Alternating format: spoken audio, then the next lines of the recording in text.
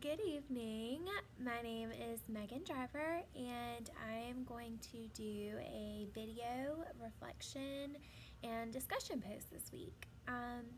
So, for the pre reflection, it wanted you to think about root causes of conflict between individuals and to also think about how this affects the classroom, and then how can we go about promoting um, peace in the classroom. So, as far as root causes, when I think of personal conflicts between people and I think about what causes them, um, from personal experience and seeing it with other people, things I think about are lack of communication. I feel like a lot of times people don't share their opinions and in turn kind of build up a sort of resentment or just anger builds out of just keeping stuff in and not sharing how you feel.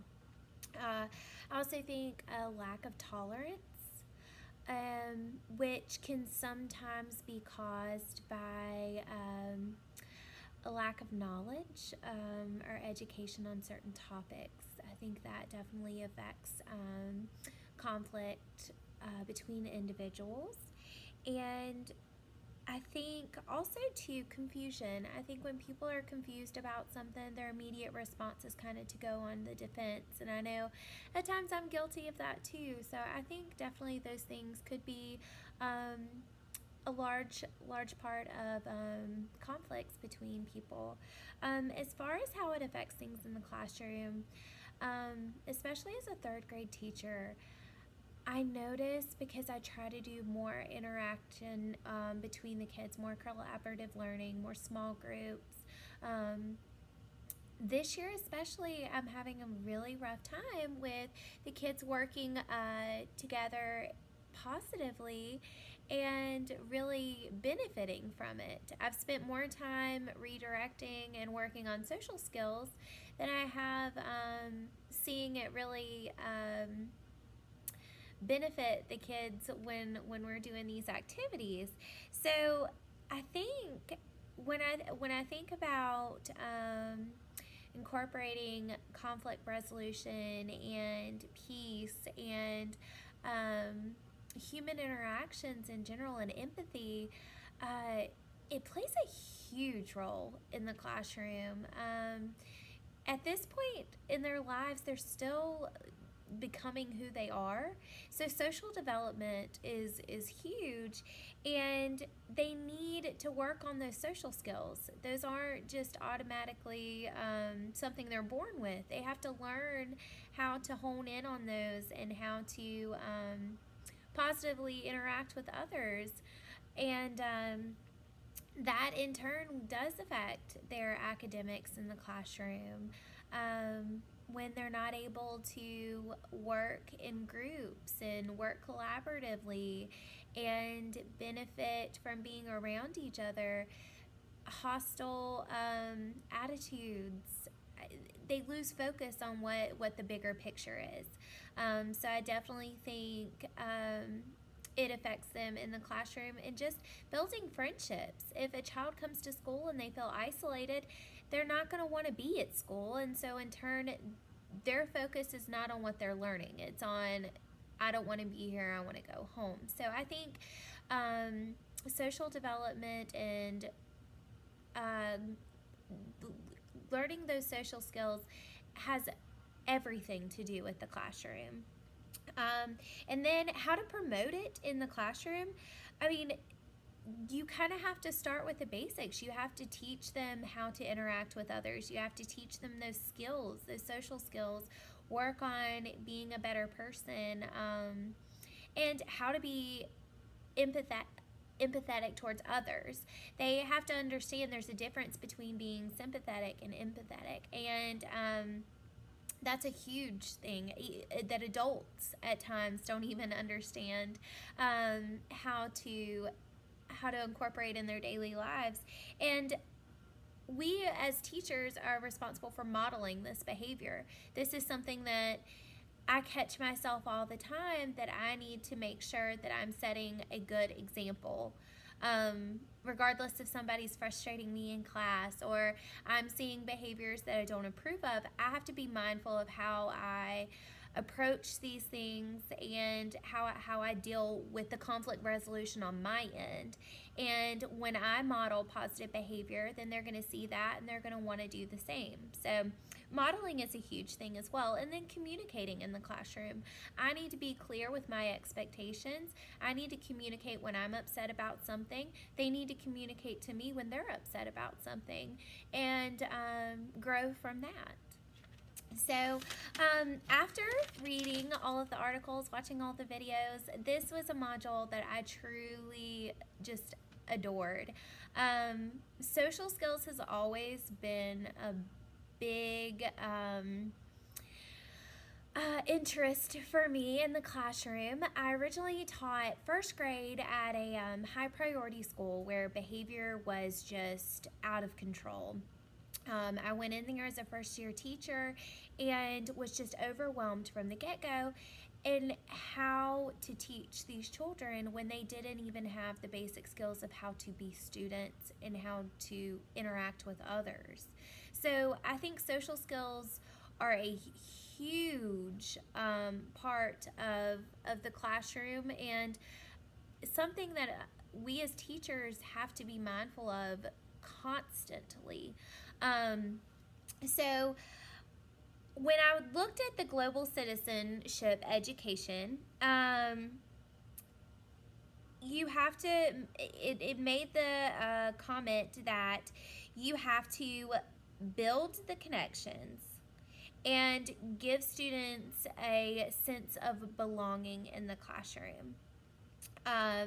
You also have to be mindful of the media, and that's something that I'm constantly thinking about, is the example the media is setting for these kids, what they're seeing as being important in our society versus what really is important. And there's so much on the media now that's negative versus positive, and how do we twist that and make it more beneficial for these kids and how they cope and interact in society. It also talked about students learning from each other. They have to work together. They have to build on experiences from each other, and part of that builds connections.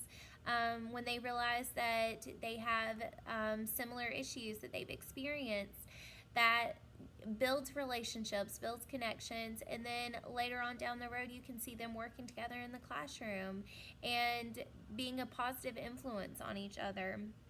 I also enjoyed reading Susan Cannon's approaches to multiple areas with working on the conflict resolution, human interaction, peaceful development in the classroom.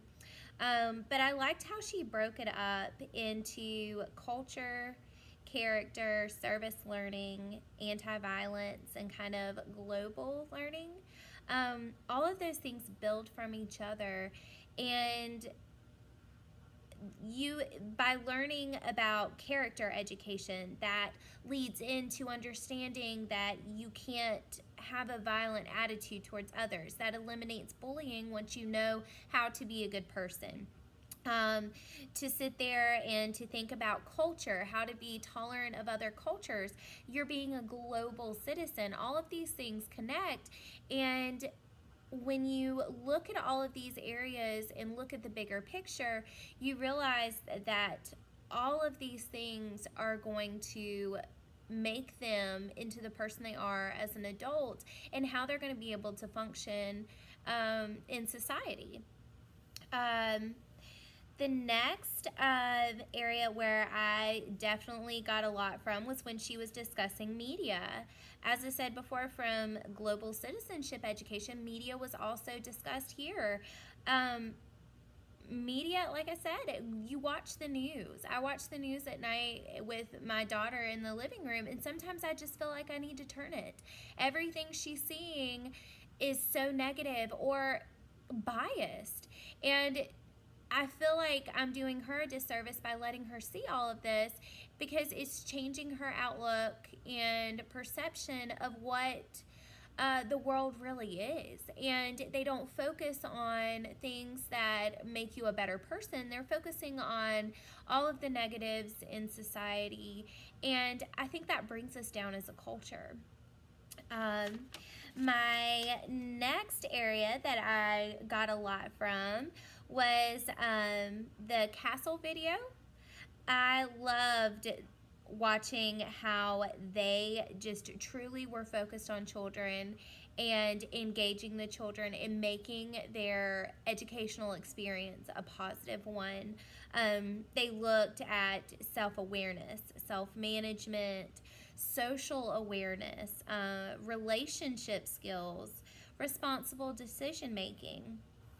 When I saw the statistic that 40% of children are actively disengaged in school, that is just, it blew my mind to think that almost half of our kids are not engaged in school. And you're not going to teach children that aren't engaged. So we've got to figure out how to work on that and make these children see the relevance in the classroom. Watching the video, he made a point that these children are able to go out and research what they want. They can go on Google and, just look up something that they're curious about. But at this point in their lives, they're trying to figure out who they are. And that's kind of where I think now it's shifted in the educational field, because there are so many tools for students to research and learn from, but we're not providing them the social and emotional tools that they need to learn and to work together. And as adults, that's something they need. They're going to have to work with others and work positively with others. And that's a huge thing that I think we need to really kind of shift our mindset as teachers about. I also enjoyed watching Brene Brown's video. I'd never really stopped and thought about, I knew what the difference between empathy and sympathy, but I'd never really stopped to think about how negatively sympathy comes across. It was something during the video that she said was the at least. When you say at least, trying to, and I understand that sometimes people want to look on the positive side of things, but if somebody's hurting, trying to make it seem more positive isn't gonna make someone feel better. And I think sometimes as teachers, these kids are coming in from different home lives. I know personally in here I have several that come from a stressful home life, and then I have some in here that are from great homes. And to see them interact, they don't understand what the other child's going through. And their view on it is, well, at least you've got this, or at least you've got that. And as a child, as an adult, it doesn't make you feel good. So I know as a child it doesn't. So learning to be thoughtful and truly caring for somebody, and not just listening to somebody and telling them what you want to hear, is a big part of teaching these children as well. So that video really struck a chord with me. I know there's times that I've had people come up to me and have said things that just did not sit well with me, and it's just, you have to learn how you can come across to people and really connect with people.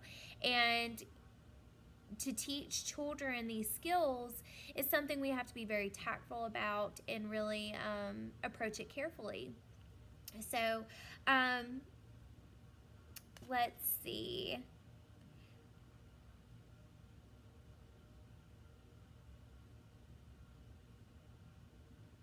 And then the last thing that I noticed, the last thing that I wanted to mention was the Day of Peace. That video was very heartwarming to see. Um, but it had me wondering to see Afghanistan uh, be involved in such a monumental day, and to hear that violence in the country dropped 70% that day. It makes you wonder why you can do it for one day, but what's stopping us from doing it every day? So that was definitely something that's got me thinking, and it's got me. This whole module has got me thinking on how I can be a better person for my students and how I can teach them to be better people. And so I'm really going to take this module and all of its resources and try to apply it as best as I can in my classroom. Thank you.